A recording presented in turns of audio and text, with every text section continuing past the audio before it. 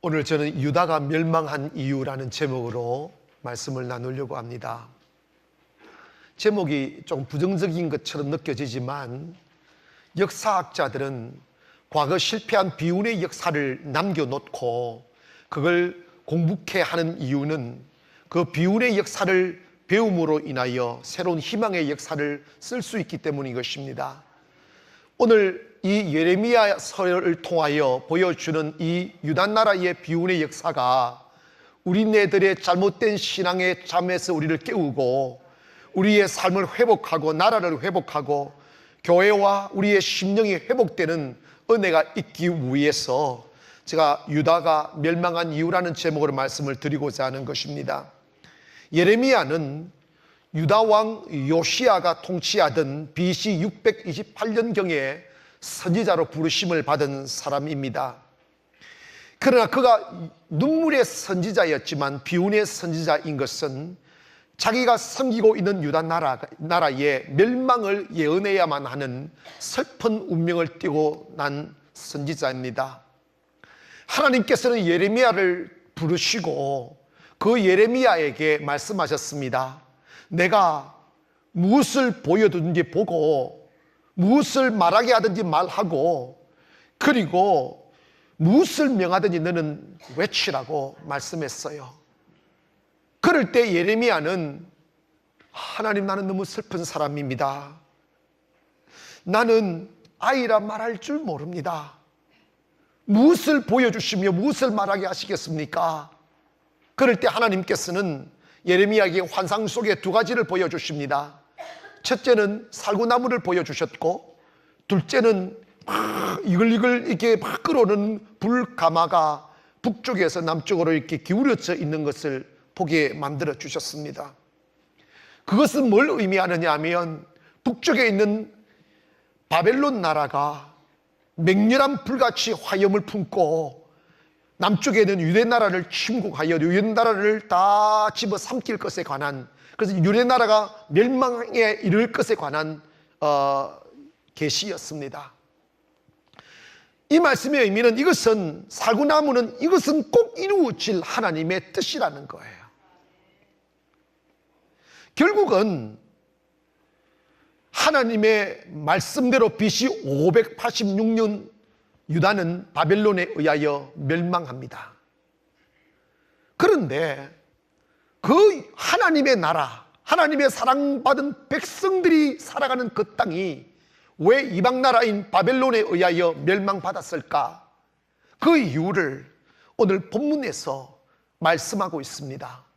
우리는 이 말씀을 들으시면서 여러분이 그 실패했던 어제의 실패의 감정에 사로잡혀 있기보다는 우리도 이렇게 살아가면 망하겠구나, 우리가 믿음을 회복하고 이 유다의 멸망을 통하여 우리 나라가 회복이 되고 교회가 회복이 되고 여러분의 가정과 삶과 여러분의 사업장이 회복이 되는 은혜가 있기를 원합니다.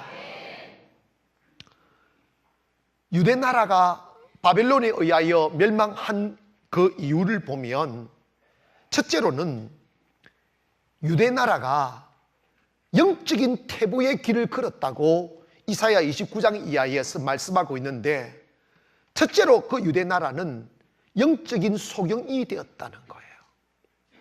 둘째로는 영적인 소경이 되어 하나님의 은혜의 세계, 영의 세계를 못 보니까 영적인 깊은 잠에 빠졌더라는 거죠.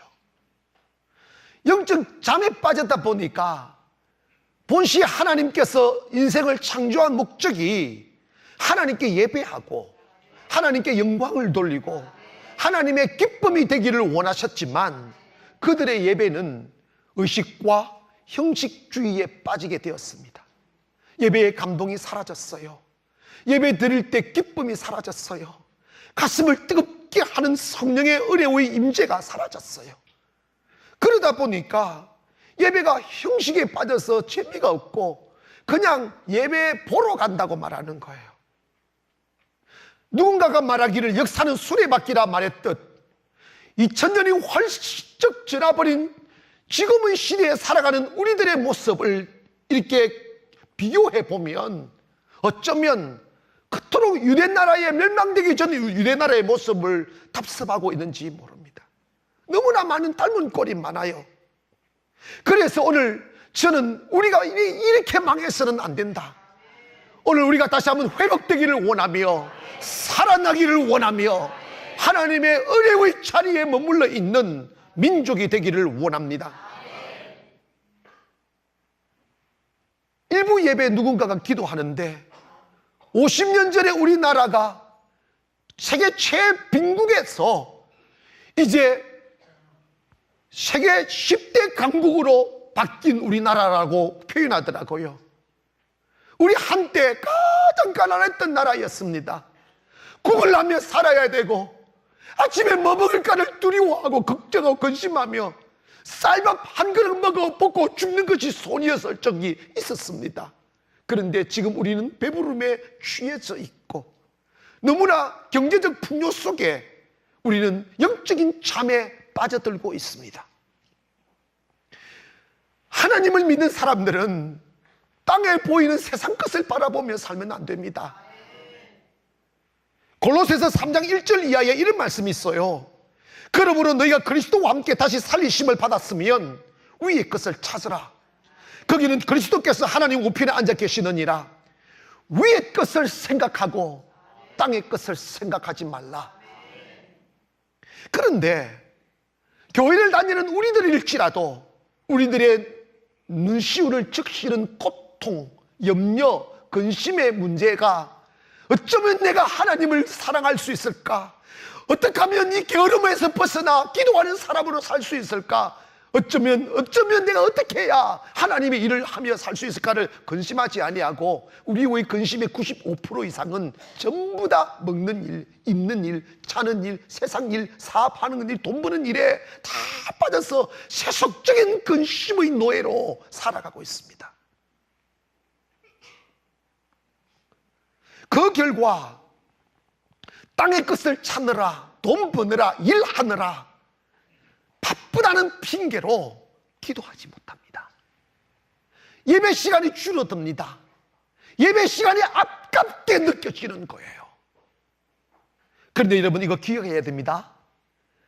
영의 눈이 어두워지고 영적인 잠에 빠지게 되면 나타나는 현상이 있는데 기도가 재미가 없어요.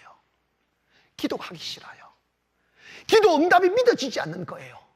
내가 기도하면 된다는 확신이 와야 내 영혼을 잠에서 깨워 주 앞에 나와 무릎을 꿇을 수가 있는데 그것이 안 믿어지니까 기도가 안 되는 거예요. 그러나 분명히 기억할 것은 하나님의 모든 역사가 하나님의 말씀으로부터 출발한다면 우리의 시작은 기도로부터 출발하는 거예요. 그러므로 기도하는 사람에게는 기적이 있고 기도하지 않는 사람에게는 기적이 없어요.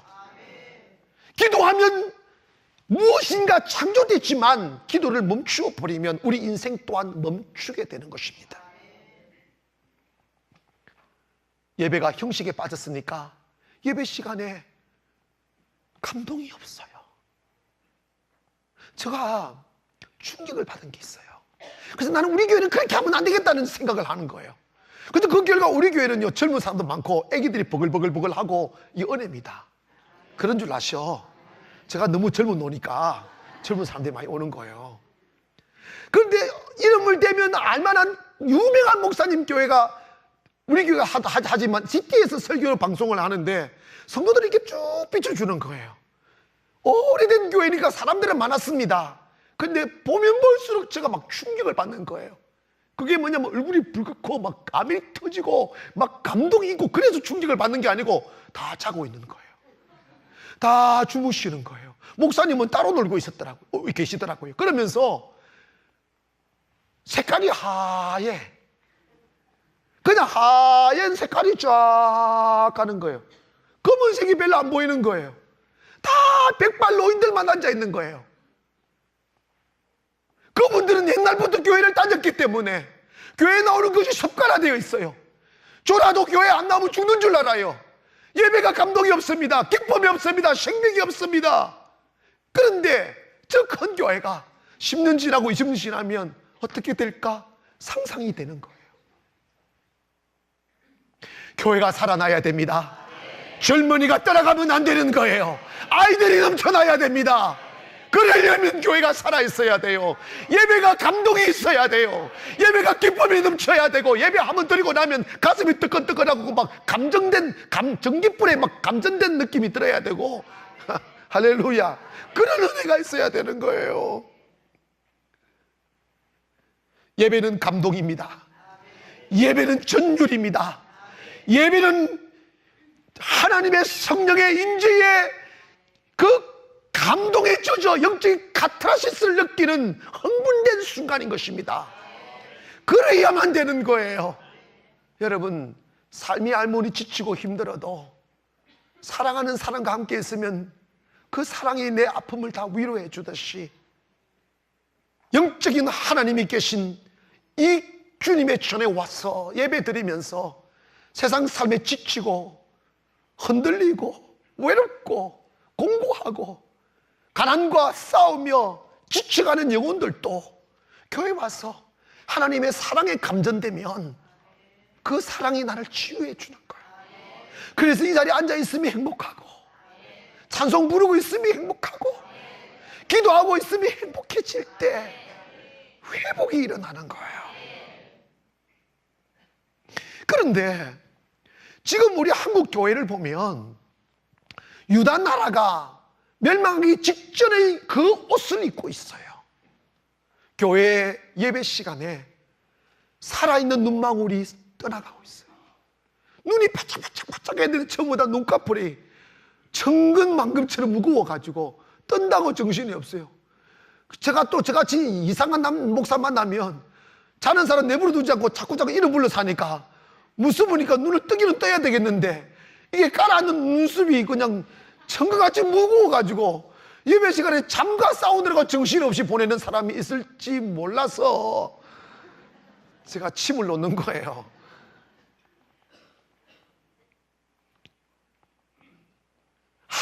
아무리 피곤해도 사랑이라는 이름 아래에 있으면 졸지 않습니다.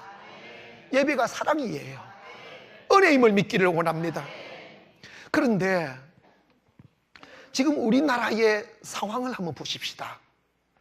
지금 우리는 최저에서 최고의 정점을 찍었어요. 주변 열국들은 자신들의 자국의 이익을 위하여 경제적인 아니면 정치적인 압박을 가하고 있고, 우리 턱 위에 있는 북한은 핵무기를 만들어서 전쟁의 위협을 고조시키고 있으며, 며칠 전 제가 뉴스를 보니까 이제 우리나라 경제가 마이너스 성장에 돌입한 거예요. 배불러 가난했을 적에는 배고픔도 참아낼 수 있지만 배불러 보았던 사람들이 배고파지면 못 참는 거예요. 내리막에서 오르막을 올라가는 건 쉽지만 내리막을 걷는 것은 고통입니다. 그런데 불행히도 지금 우리나라는 내리막에 들어섰다는 거예요. 정치는 정치대로 혼란하고, 경제는 경제대로 내리막을 걷고, 가장 큰 문제가 뭐냐면 교회의 모습입니다. 지금 한국 교회가 1년에 3,000개 이상 문을 닫습니다. 교회가 늘어나야죠. 그 교회에 생명이 있으면 교회는 살아나게 되어져 있어요. 문을 닫는다는 것은 뭘 의미합니까? 생명이 떠났다는 것입니다. 목회자의 가슴에 용기를 상실하고 희망을 잃어버리고 지쳐있고, 교회 십자가 달고 불을 켜놓은 교회들도 수 없는 교회가 주일학교가 없다는 거예요. 수요 예배가 사라지고 있고, 새벽기도 없어진 지는 이미 오래고, 밤기도는 그냥 우리는 밤기도는 상상 못하는 거예요. 그야말로 썬데이 크리스찬으로만 전락되는 거예요. 그래서 교인 수가 1년에 몇백만씩 줄어드는 거예요. 예배가 기대가 되고 기쁨이 있고 소망이 넘쳐야 되는데 예배가 형식으로 자꾸 치닫고 있는 거예요. 의식화되는 거예요. 그래서 예배 시간이 즐겁지 않고 언제 끝나나 이러다가 어떤 분들은요, 모르겠어요. 예배 시간에 설교 시간에도 좀 아멘 또 좀 하고, 또 안 하네. 이렇게 해야 되는데 전부 다 이렇게 있다가 축도만 끝나면 아멘 하는 거예요. 이게 뭐예요? 끝났다 이런 거예요. 이런 슬픔들이 지금 한국 교회를 뒤덮고 있다는 것입니다. 여러분, 이것은 유다가 2500년 전에 망하기 직전의 모습이라는 거예요. 눈이 떠야 됩니다. 여러분, 영적인 눈이 떠야 하나님의 은혜가 보이고 희망이 보이고 소망이 보이고 꿈이 보이고 띠인이 보이는 거예요. 눈이 어두우니까 돈만 보는 거예요. 사람만 보는 거예요. 현실만 보는 거예요. 어딜 가도 현실 보면 절망입니다. 우리가 기쁘고 소망이 넘치고 내일이 있으려면 현실을 보지 말고 위에 계신 주님을 볼 때 가능하다 이 말입니다. 눈을 뜨기를 원하고 영적인 잠에서 깨어나기를 원하며, 여러분, 예배가 형식이 아니라 의식이 아니라 생동 넘치는 생명이기를 원합니다. 제가요, 우리 50일 기적 2기가 끝난 지 얼마 안 됐어요. 50일 기적할 때는 사방에 들려와요. 목소리 행복합니다. 야단입니다. 그런데 지금 한 달도 안 지날 것 같은데 시루 가는 게 있다니까. 이게요, 인간은 안 먹으면 배고픈 거예요. 그래서 제가 또 결심했어요. 6월 1일부터 또 시작하려고. 그게 이제 50일의 기적이 아니고 20일 동안 제가 기도 중에 있어요. 지금 뭘 하려고 하냐면 여리고 정복 작전이라고 해가지고, 우리에게도 여리고가 있어요. 내가 넘어설 수 없는 벽이 있잖아요. 경제적인 벽, 신앙적인 벽, 인생의 문제, 가정의 문제, 자신의 문제들이 있습니다. 그걸 정복해야 됩니다. 할렐루야. 그래서 그때는 전성도 할 거예요. 밤에 딱 정성도 안 나오면 다리가 그냥 이상하게 해서 다 나오셔야 돼요. 할렐루야. 그런데 여러분, 제가 100% 알 수 있는 게 뭐냐면 50일의 기적을 시작할 때는 전부 다 주저하더라고요. 50일 어떻게 할까? 아이고 어떻게 할까? 아이고 그날을 어떻게 아이고 이러는데 참석시켜 놓으니까 그날만 기다려진대. 그 6월 1일 그날부터도 여러분 절대 주저하지 마세요. 그날만 기다리기를 원합니다. 그래서 여러분 하루 중에 그날 그 시간이 가장 행복한 시간이 될 것입니다. 제가요 그거는요 다 그렇게 고백했어요. 그냥 다 고백했어요. 그 참새가 외국에 있는 사람도요 자꾸 저한테 톡이 와요. 목사님 50일이 기적이 그립다는 거예요. 50일이 기적이 그립다는 거예요. 아멘. 그러니까 여러분 6월 1일을 기대하기를 원합니다. 회복이 돼야 돼요. 따라합시다. 주여 거기에 나로 하여금 영적인 잠에서 깨어나게 하여 주소서. 아멘. 그런데 이 유다가 영적으로 눈이 어두워지고 영적인 잠에 빠지고 예배가 의식화되니까 하나님이 안 믿어지는 거예요. 여러분, 하나님이 믿어져야 내 마음에 소망이 넘치는 거예요. 하나님이 나를 도와주신다. 하나님이 축복해 주실 거야. 이 칠가든 나무가든 세상 속에 내가 뛰어들지라도 하나님이 나를 위하여 대로를 열어주실 거야 하는 확실히 내 마음에 있으면 두렵지 않잖아요. 근데 우리가 세상이 두려워져요. 삶 망할까 두려워지고 안 될까봐 두려워서 딱 문그러 잠그고 어제 버려놓은 그 부스러기 음식을 먹으며 안전을 도모하고 있는 폐쇄적 인생을 사는 거예요. 예수 믿어야 도전할 수 있어요. 예수 믿어야 내일을 향하여 발을 내디딜 수 있다 이 말이에요. 그 유대가 예수를 안 믿게 되니까 믿음이 떨어지고 영적인 잠에 빠지니까 나타난 두 가지 현상, 그것이 오늘 본문에 기록되어 있고 그 두 가지가 하나님으로 하여금 분노케 하여 유다를 불구덩이에 집어넣어 완전히 천멸해버리게 하는 그러한 결과를 가졌다는 거예요. 그게 뭐냐는 거예요. 오늘 여러분 이 말씀을 들어보면 여러분 충격받을 거예요. 왜 충격이냐면 나는 그것이 죄라고 여기지도 못했는데 하나님은 멸망시키는 죄로 보는 거예요. 당연한 것처럼 여겼는데 하나님께서는 용서받을 수 없는 죄로 보는 거예요. 그게 뭔지 아십니까? 첫 번째로 13절을 한번 읽어봅시다. 다 같이 한번 시작. 내 백성이 두 가지 악을 행하였나니 곧 그들이 생수에 거는되는 나를 버린 것과 스스로 웅덩이를 판 것인데 그것은 그 물을 가두지 못할 터진 웅덩이들. 자, 보십시다. 하나님이 분노하게 한, 하나님으로 하여금 이 유대 나라를 멸망시키겠다고 결단하게 만들었던 그 요인이 첫째로 뭐냐면 생수에 거는 대신 하나님을 버린 거라는 거예요. Life without God 하는 하나님 없는 삶을 살았다는 거예요. 우리 있잖아요, 교회 나왔다고 믿음으로 사는 건 아닙니다. 여기 보면 하나님을 어떻게 묘사하고 있느냐 하면 생수의 근원이라고 했어요. Fountain of living waters 하는, 파운틴이라는 게 뭡니까? 이게 뭡니까? 물이 퐁퐁퐁퐁퐁 솟아나는 샘의 시작점이 파운틴이에요. 그러니까 하나님이 만물의 시작이라는 거예요. 생명의 시작이라는 거예요. 모든 축복의 시작이라는 거예요. 시작점이 없으면 결과도 없다는 거예요. 요한복음 1장 3절에 만물이 그로 말미암아 지음바 되었고 그가 없이 된 것이 하나도 없다. 하나님은 시작입니다. 그런데 인생이 하나님을 못 믿으니까, 믿음이 떨어지니까, 영적인 잠에 빠지니까 모든 만물의 시작이신 하나님을 버린 거라는 거예요. 이것이 가장 큰 죄악 중에 하나라는 거예요.